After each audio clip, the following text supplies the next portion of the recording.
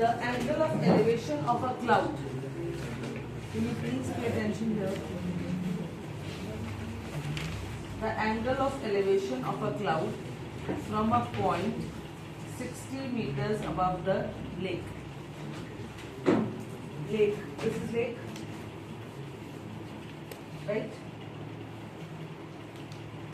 60 meters above the lake. Now water. यहाँ cloud का reflection होगा इस पानी में. Water acts like a mirror.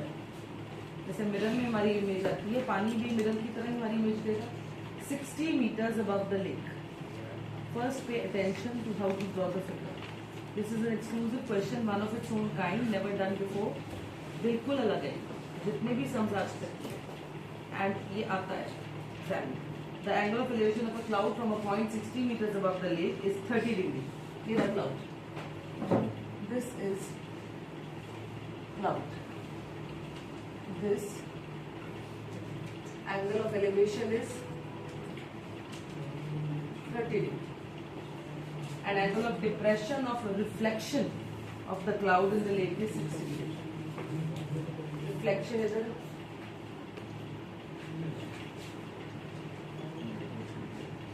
this is the reflection of cloud. Angle of depression. The पानी में reflection होगा. Reflection in the cloud. The angle of depression is 60 degrees.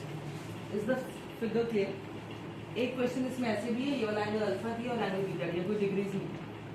That's little more. You must be thinking कि वो difficult होगा, वो easy है, वो बाद में करवाएंगे, वो इस शीट में नहीं है. लेक के 60 मीटर्स ऊपर है. The angle of elevation of the cloud is in the sky. The angle of elevation is 30 and उसी क्लाउड का रिफ्लेक्शन. एक बात इसमें नोटिस करने वाली है, लेक के जितना ऊपर क्लाउड होगा उतना नीचे उसका रिफ्लेक्शन. वो डिस्टेंस सेम.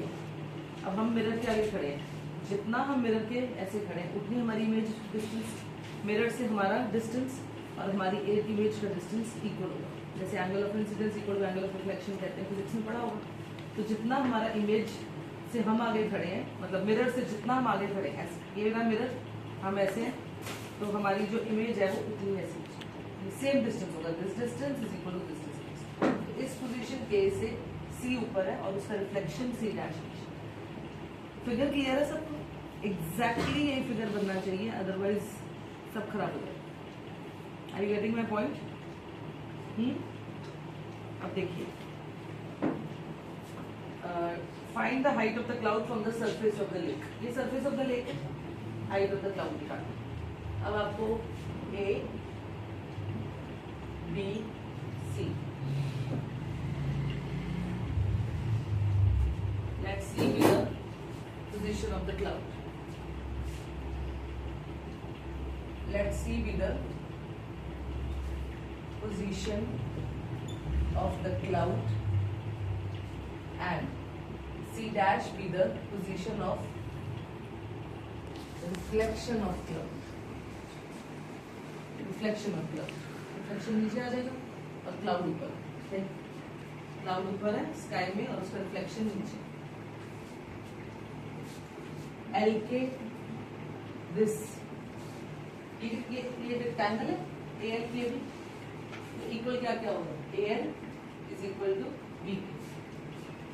ए एल के B is a rectangle and opposite sides of rectangle are equal. Opposite sides of rectangle are equal. कौन सी होंगी वो opposite sides? AL is equal to BK. कितना होगा ये 60 है तो ये भी कितना होगा 60 and AB is equal to LK. इन दोनों का नाम दे दो X. AB is equal to LK is equal to X. Correct? Triangles में कौन से? सबसे पहले मैं बता रही हूँ कि फिगर को ध्यान में रखें. अगर आपने फिगर में जरा सी भी इसमें गड़बड़ कर दी रिफ्लेक्शन को बनाने में, डिस्टेंस ऊपर नीचे करने में, इसका मेन पॉइंट ये है कि जितना क्लाउड लेक के ऊपर है उतना उसका रिफ्लेक्शन नीचे. LK is the lake. Harshana, you missed the entire explanation. LK के ऊपर 60 meters है, cloud is making an angle of elevation of 30 degree, और यही cloud का जो reflection water में है, that is making an angle of depression of 60 degree. ये दो बातें, cloud का angle of elevation है 60 degree, और cloud के reflection का, reflection पानी में है नीचे, angle of depression है 30 degree. अगर इस फिगर से क्लियर हो तो आप बताइए कि दो ट्राइंगल्स क्या लेने, ABC एंड ABC डैश. इसमें अब ये बेसिक काम समझ, पता है आपको क्या करना है, tan 30 tan 60, ठीक है, वो तो मालूम ही है ना सबको, वो आप खुद करोगे अभी. अब मैं बता रही हूँ, height of the cloud above the lake is equal to its distance of the cloud, distance of its reflection, distance of reflection of cloud in the lake. Height of the cloud above the lake, ये देखो, ये lake है, lake से position है KC is equal to KC dash.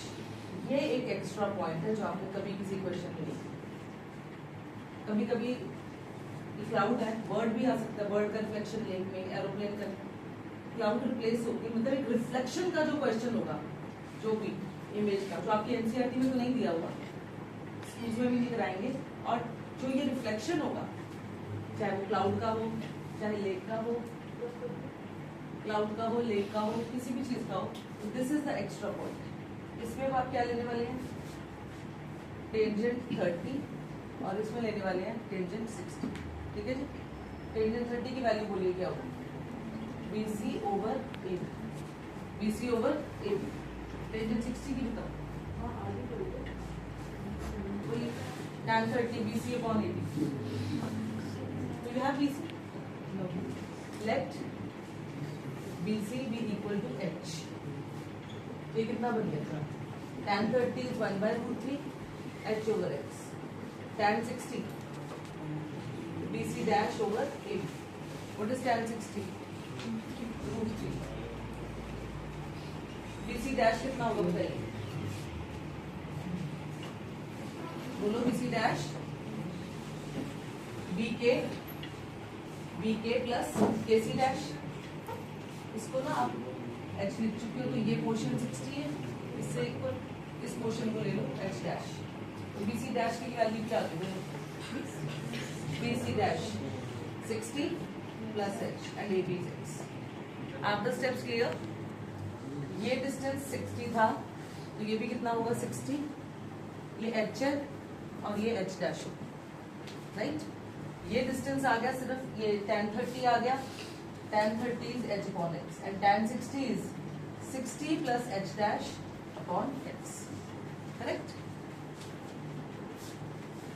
X is √3H. √3X is equal to 60 plus H. Substituting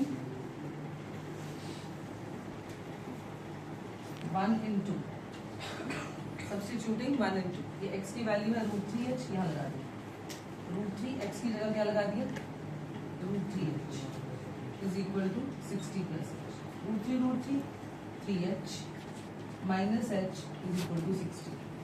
2H is equal to 60 and H is 60 over 2 30 minutes, correct. Excuse me ma'am. Yes. वहाँ पे H dash आएगा 60 plus. Oh yes. 60 plus H dash. Thank you. 3H is equal to 60 plus H dash. बिल्कुल ठीक. ये था 60 और ये था H dash.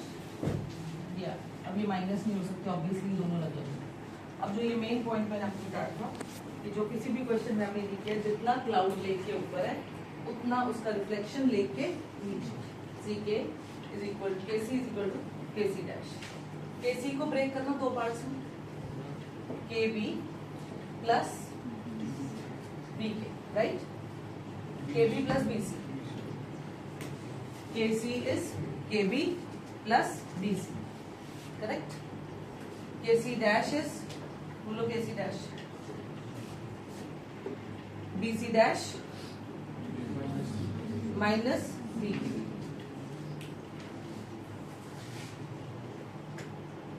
Dash minus B, ये हो गया B K plus B C, इस टोटल का डिस्टेंस कितना हो गया B K plus B C, और ये हो गया B C dash minus B. Are these like B K plus B K 2b, B C dash minus B C, B C dash minus B C. What is 2bk?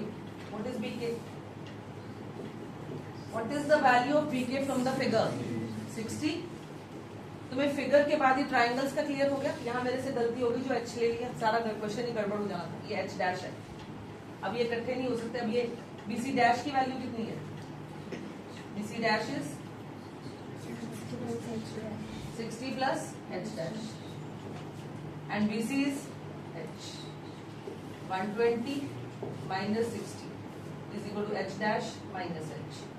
60 is h dash minus h. And what is the value of h dash? 3h minus 60. यहाँ लगा देंगे h dash 3h minus 60 minus h. 3h minus h is 2h. 60 plus 60. How much is it? 120. और ये जो 2 multiply है तरह से divide, h कितना आ गया? 60 meters. Correct? What is final answer? Question क्या था? Height of the cloud above the lake. बता सकते हो height of the cloud above the lake कितनी है? बोलो। 60 plus 60. ये lake है, ये cloud है। Height of the cloud above the lake is CB, and CB is ना CK. Height of the cloud. This is cloud and this is lake. CK is CB plus BK, and CB is H, BK is 60, and H is how much? 60. 60 plus 60 is what? 120. सिर्फ ये एक additional चीज है, ये सिर्फ नहीं है, ये सबसे इम्पोर्टेंट एक एडिशनल चीज है। जितना क्लाउड लेक के ऊपर है उतना उसका रिफ्लेक्शन नीचे। अगर आप इसको ढंग से बनाते हैं, इन द सेंस फिगर आपकी एकदम क्लियर है। ये लेक के ऊपर 60 मीटर्स, ये क्लाउड, इससे एंगल ऑफ एलिवेशन कितना है? 30। ये क्लाउड है, ये उतना ही नीचे उसका रिफ्लेक्शन है। ये देखने में भी सेम लगने चाहिए, ये बराबर देखने में, ये नहीं कि रिफ्लेक्शन आप इतना से बना दो, आप खुद ही कंफ्यूज हो जाओ। जितना क्लाउड आपने ऊपर बनाया उतना ही डिस्टेंस अप्रोक्सीमेटली नीचे में, ये हो गया। और उसका एंगल ऑफ डिप्रेशन लेक के ऊपर से 60, जो भी हो रहा है 60 मीटर ऊपर से ही हो रहा है, ये हो गया एंगल ऑफ डिप्रेशन। अगर आप ये फिगर क्लियर है तो आपने नॉर्मल 2 ट्राइंगल्स लेने जो रूटीन में आप करते हैं, उससे एक इक्वेशन बनानी है। ये आ गया एक्सप्रेशन, एक को दूसरे में सब्स्टिट्यूट करके, चाहे 1 को 2 में सब्स्टिट्यूट कीजिए या 2 के 1 में सब्स्टिट्यूट कीजिए एक्सप्रेशन। अब h आ गया और h डैश आ गया, तो वो तो कुछ इंटरकनेक्टेड नहीं है। अब ये पॉइंट है कि जितना क्लाउड लेक के ऊपर है उतना ही उसका रिफ्लेक्शन नीचे। Are these calculations clear or you want a repetition? Okay, yes or no? Next, listen to the next. 10th हम कर चुके हैं, स्टॉप कर दो।